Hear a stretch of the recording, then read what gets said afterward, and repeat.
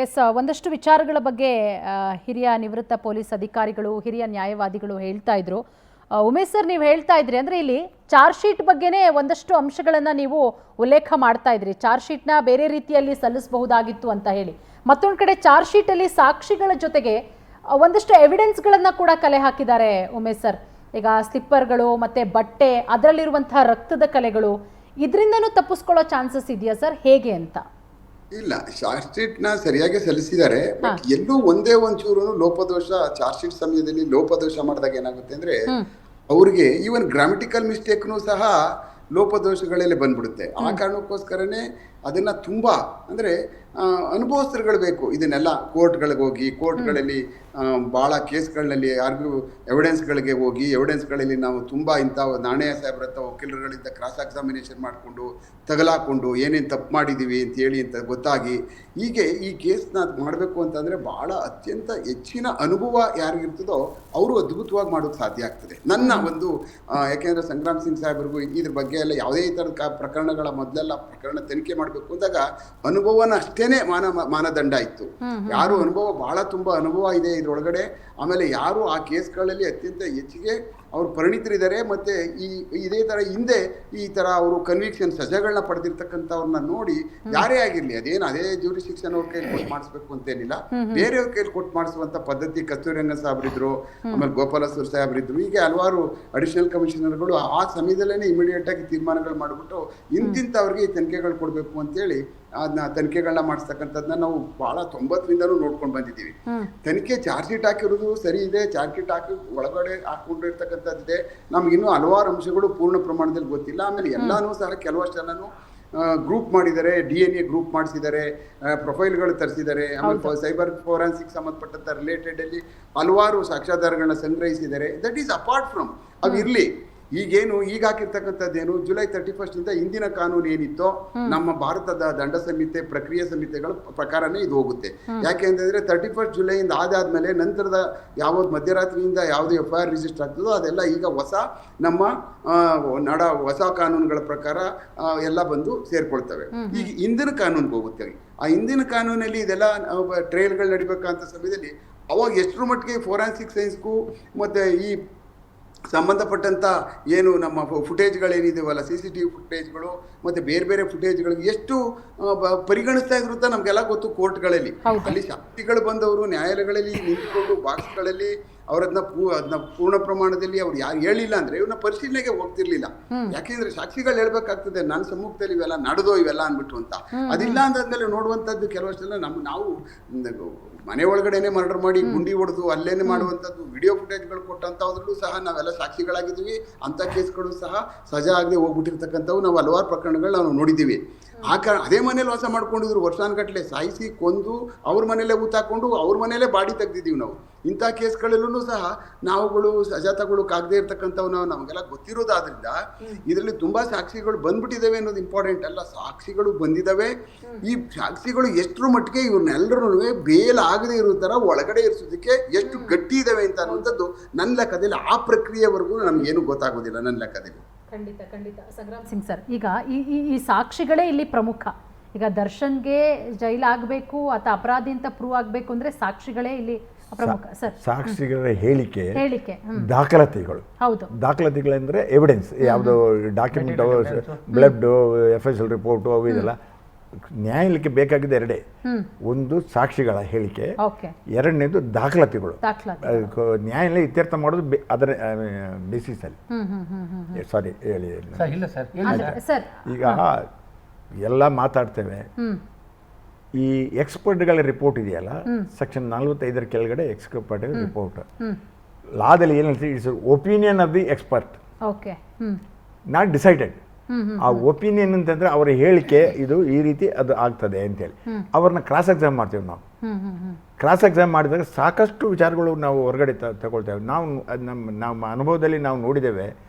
Expert ಏನು ಹೇಳಿದ್ದಾರೆ ಅದರ ಮೇಲ್ಗಡೆ ನಾವು ಶಿಕ್ಷೆ ಕೊಡ್ತೇವೆ ಅಂತ ಹೇಳಿಕ್ಕೆ ಆಗೋದೇ ಇಲ್ಲ. ನಾನು ಈಗ ಹೇಳಿದೆ ಒಪಿನಿಯನ್ ಅಂತ ಹೇಳಿದೆ ನಿಮಗೆ, ಅದು ಕನ್ಫರ್ಮ್ ಅಲ್ಲ, ಅದು ಡೈರೆಕ್ಟಾಗಿ. ಅದನ್ನು ಸಾಕ್ಷಿಗಳು ಅದನ್ನು ಪರೀಕ್ಷೆ ಮಾಡಿದಾಗ ಸ್ವಲ್ಪ ವ್ಯತ್ಯಾಸ ಏನಾದ್ರು ಬಂದರೆ ಅದರ ಒಪಿನಿಯನ್ ಹೊರಟೋಗ್ತದೆ. ಅದೆಲ್ಲ ಇಲ್ಲಿ ವಿಚಾರಣೆಯಲ್ಲಿ ನಡಿಬೇಕಾಗ್ತದೆ. ಈಗ ಬ್ಲಡ್ ಸಿಕ್ತು ಅಂದರು, ಯಾರ್ದು ಬ್ಲಡ್ ಇವ್ರದ್ದೇ ಬ್ಲಡ್ ಅಂತಾರೆ. ಆದರೆ ಬ್ಲಡ್ ಬೇರೆಯವ್ರ ಹತ್ರ ಇಲ್ವೋ? ಯಾಕೆ ಅದನ್ನು ಯಾವ ಟೈಮಲ್ಲಿ ಯಾರಿಂದ ಹೇಗೆ ಪ್ರೊಡ್ಯೂಸ್ ಮಾಡಿದ್ರು ಅಂತ ಹೇಳೋದ್ರಿಂದ ಹಿಡಿದು ಮತ್ತು ಇದೇ ಬ್ಲಡ್ ಇವ್ರದೇ ಬ್ಲಡ್ ಅಂತ ಹೇಳೋಕ್ಕೆ ಕನ್ಫರ್ಮ್ ಮಾಡೋದಕ್ಕೆ ಪೋಸ್ಟ್ ಮಾರ್ಟಮ್ ರಿಪೋರ್ಟ್ ಮತ್ತೆ ಇದು ಮ್ಯಾಚ್ ಅದೇ ಅದನ್ನು ಪೋಸ್ಟ್ ಮಾರ್ಟಮ್ ರಿಪೋರ್ಟಲ್ಲಿ ಆ ಟೈಮಲ್ಲಿ ಸೀಸ್ ಮಾಡಿದೆ ಯಾವಾಗ, ಘಟನೆ ನಡೆದಿದ್ದು ಯಾವಾಗ, ಆವಾಗ ಆ ವ್ಯತ್ಯಾಸಗಳು ಭಾಳಷ್ಟು ವ್ಯತ್ಯಾಸಗಳು ಬಂದಿದ್ದರೆ ಎಲ್ಲಿಂದ ಹೇಗೆ ಬಂತು ಈ ಬ್ಲಡ್ ಅಂತ. ಈ ವಾಶ್ ಮಾಡಿದ್ರು ಬ್ಲಡ್ ಅನ್ನೋದು ಈಗಲೂ ಸೈನ್ಸಲ್ಲಿ ಹೇಳ್ತಾರೆ. ಆದರೂ ಅದನ್ನು ಟೆಸ್ಟ್ ಮಾಡಿದರೆ ಕನ್ಫರ್ಮ್ ಮಾಡಬಹುದು ಅಂತ ಈಗ ಸೈನ್ಸ್ ಡೆವಲಪ್ ಆಗಿದೆ. ಅದಕ್ಕೆ ಅಲ್ಲೇ ಆಗಿ ಅದನ್ನು ಇತ್ಯರ್ಥ ಮಾಡಿಬಿಟ್ಟು ಇದೆ ಅಂತ ಹೇಳಿ ಡೈರೆಕ್ಟಾಗಿ ಹೇಳಿಕೆ ಇದೆಯಲ್ಲ, ಅದನ್ನು ನ್ಯಾಯವಾಗಿ ಅಲ್ಲ. ಅದು ಲಾಯರ್ ಅಂತಲ್ಲ, ಎಕ್ಸ್ಪರ್ಟ್ಗಳನ್ನ ಪರೀಕ್ಷೆ ಮಾಡ್ತಾರೆ ನ್ಯಾಯಾಲಯದಲ್ಲಿ. ಆ ಎಕ್ಸ್ಪರ್ಟ್ಗಳ ಒಪಿನಿಯನ್ ಏನು ಬರ್ತದೆ ಅಂತೇಳಿ ಇದೆಯಲ್ಲ, ಅದು ಜಡ್ಜ್ ಅಂದರೆ ಏನಂದರೆ ಎಕ್ಸ್ಪರ್ಟೀಸ್ ಒಪಿನಿಯನ್ ಕೊಡ್ತಾನೆ. ಜಡ್ಜು ಅವರ ಎಕ್ಸ್ಪರ್ಟು. ಆ ಜಡ್ಜಿಗೆ ಅವರೇ ಎಕ್ಸ್ಪರ್ಟ್ ಆಗಬೇಕು ಅಂದರೆ ನ್ಯಾಯಾಲಯದಲ್ಲಿ ಲಾಯರ್ಗಳು ಅವ್ರ ಮೇಲೆ ಕ್ರಾಸ್ ಎಕ್ಸಾಮಿನೇಷನ್ ಮಾಡ್ತಾರೆ. ಇವರ ಮೆಟೀರಿಯಲ್ ಇದೆ, ಇವರ ಕ್ರಾಸ್ ಎಕ್ಸಾಮಿನೇಷನ್ಗಳನ್ನ ಎರಡನ್ನೂ ಪರಿಶೀಲನೆ ಮಾಡಿಬಿಟ್ಟು ಇದು ಹೀಗೆ ಅಂತ ಹೇಳೋದನ್ನು ಅವ್ರು ಹೇಳಬೇಕಾಗ್ತದೆ ಜಡ್ಜ್. ಆ ರೀತಿ ಅದು ಕೆಲಸ ನಡೀತದೆ. ಇದು ವಿಚಾರಣೆ ನಡೆದಾಗ ಅದರದೆಲ್ಲ ತಪ್ಸೀಲಾಗಿ ಒಂದೊಂದು ಬರ್ತಾ ಇರ್ತದೆ. ಈಗ ಇಲ್ಲ ಅವ್ರು ಹೇಳಿದ್ದಾರೆ ಅದರಿಂದ ಆಯಿತು ಇದು ಫೈನಲ್ಲು ಇವನೇ ಅಂತೇಳಿ ಪೊಲೀಸ್ನವರು ಹೇಳಿದ್ದಾರೆ ಅಂತೇಳಿ ಅವನ ಮೇಲೆ ಶಿಕ್ಷೆ ಕೊಡೋಕ್ಕೆ ನ್ಯಾಯಾಲಯದಲ್ಲಿ ಆಗೋದಿಲ್ಲ. ಖಂಡಿತ. ಅಂದರೆ ಎಷ್ಟು ವರ್ಷ ಹಿಡಿಬಹುದು ಅಂತ ಸಂಗ್ರಾಮ್ ಸಿಂಗ್ ಸರ್?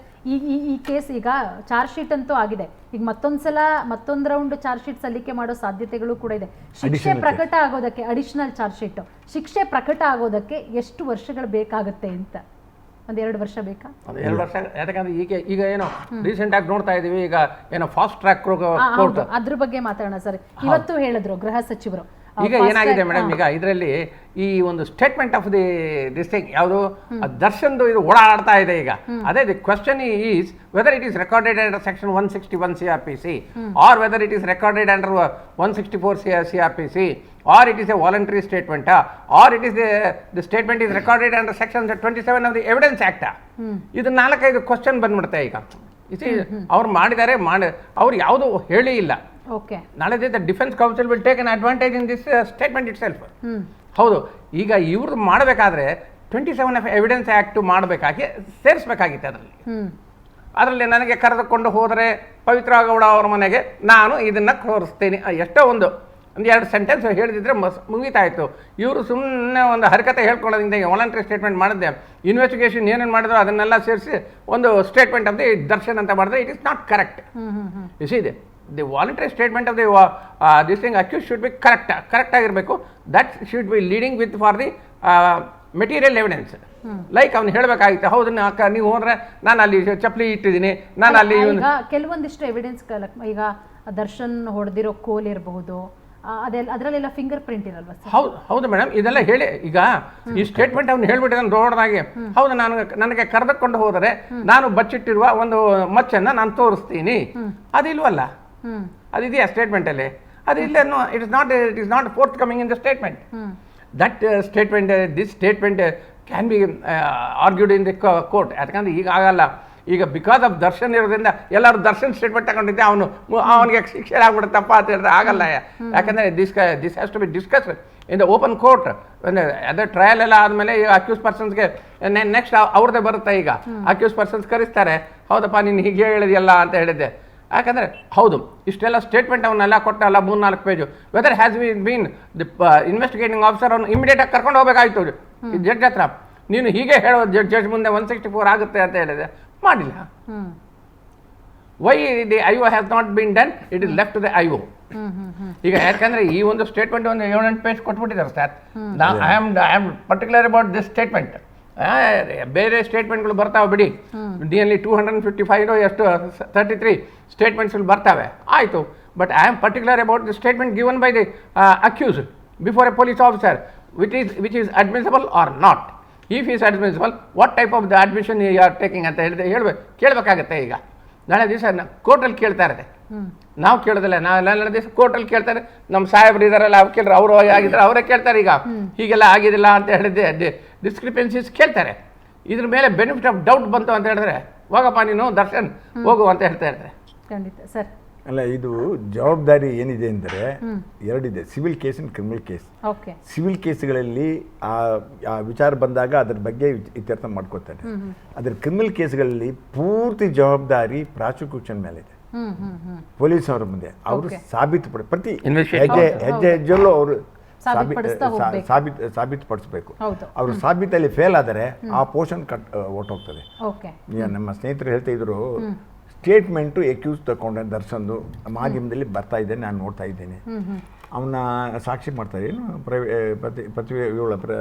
ಮೇಲೆ ಪವಿತ್ರ ಗೌಡ್ರ ಮೇಲೆ ಸಾಕ್ಷಿ ಮಾಡ್ತಾರ. ಅವರು ಎರಡನೇ ಅಪರಾಧಿಯಾಗಿ ನಿಂತಿದ್ದಾರೆ.